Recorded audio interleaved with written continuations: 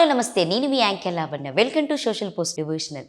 So ప్రస్తుతం మనతోనే గురువు గారు ఉన్నారండి. గురువు గారి గురించి తెలియని వ్యక్తులు ఎవరూ లేరు. ఎందుకంటే చాలా ప్రఖ్యాతి కలిసినటువంటి వ్యక్తి. ఎన్నో మీడియాలో ఎన్నో ఇంటర్వ్యూస్ ఇస్తున్నారు. అంటే ఎవరి డౌట్లు అయినా కూడా క్లియర్ చేసేటువంటి గురువుగారు ఈరోజు నాతో ఉన్నారు. ఆయన ఎవరో కాదు, నానాజీ పట్నాయక్ గారు. సో ఒకసారి గురువు మాటల్లోనే అడిగి తెలుసుకుందాం. నమస్తే గురువు గారు. శ్రీమాత్రే నమః. సో నార్మల్గా ఇంట్లో మనకి డబ్బు నిలవకుండా ఖర్చు అయిపోతుంది కదా గురువుగారు. సో దానికి ఎలాంటి నియమాలు పాటిస్తే బాగుంటుంది? ఒకటేనమ్మా, ఖర్చు అవుతుంది అంటే ఇక్కడ ఒకటి ప్రాక్టికల్గా వాళ్ళకి ఫైనాన్షియల్ మేనేజ్మెంట్ తెలియకపోవచ్చు కొంతమందికి. ప్రతిసారి మనం వాస్తు మీదే వాస్తు బాగోదేమో అనుకుని మూర్ఖంగా కూడా వెళ్ళకూడదు. ఫైనాన్షియల్ మేనేజ్మెంట్ తెలియకపోతే కూడా ఏం చేస్తారంటే వాళ్ళకు వచ్చే ఆదాయం ఎంత, సేవింగ్ ఎంత చేసుకోవాలి, మనం క్రెడిట్ కార్డ్ సిస్టమ్ వచ్చినగా వాడుతున్నామా అని చెప్పి చూసుకోవాలి ఫస్ట్. అలా కాకుండా మీరు జాగ్రత్తగా ఉన్నా కూడా ఖర్చు అవుతాయి కొంతమందికి. పిల్లలకి ఏదో అనారోగ్యం అని, వీళ్ళకి అనారోగ్యం అని, ఇంకోటి ఏదో సడన్గా ఖర్చు రావడం, సడన్గా ఏదో ఇబ్బంది రావడం జరుగుతూ ఉంటుంది, లాసెస్ వస్తూ ఉంటాయి.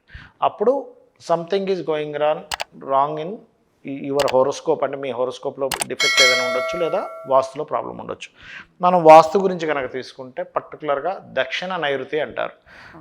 దక్షిణ నైరుతిని వేస్టేజ్ జోన్గా, టాయిలెట్స్ పెట్టుకునే ప్లేస్గా చెప్తారు. వీళ్ళకి చాలామందికి తెలియక టిల్ట్ అయింది అనుకోండి ఇల్లు, అంటే 360 degrees ఉన్నటువంటిది ఒకసారి 340, 345కి ఇటు టిల్ట్ అవుతుంది, ఆగ్నేయం వైపు టిల్ట్ అవుతుంది. అప్పుడు ఆ దక్షిణ నైరుతిలోకి వచ్చేస్తుంది. వచ్చినప్పుడు చాలామంది తెలియక ఏం చేస్తారంటే నైరుతిలో బీరువా పెడుతూ ఉంటారు.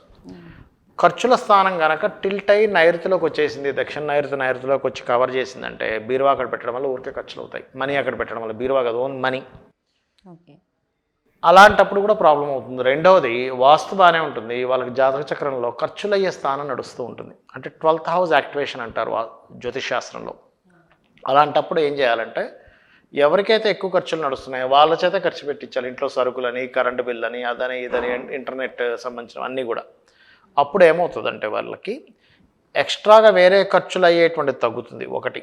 రెండవది, మీకు దగ్గరలో ఆలయం ఏదైనా ఉంటే ఎంతో కొంత 10 రూపాయలు, 20 రూపాయలు, 11 రూపాయలు, ఎంతో కొంత వీలుంటే ఒక 100 రూపాయలు వీలున్నప్పుడల్లా ఆ రోజు, అంటే ఏ గ్రహం ద్వారా వచ్చిందో, ఉదాహరణకి సన్ ఖర్చు పెట్టించారు, కారకుడు అయ్యాడు, ఆదివారాలు వేస్తుండాలి.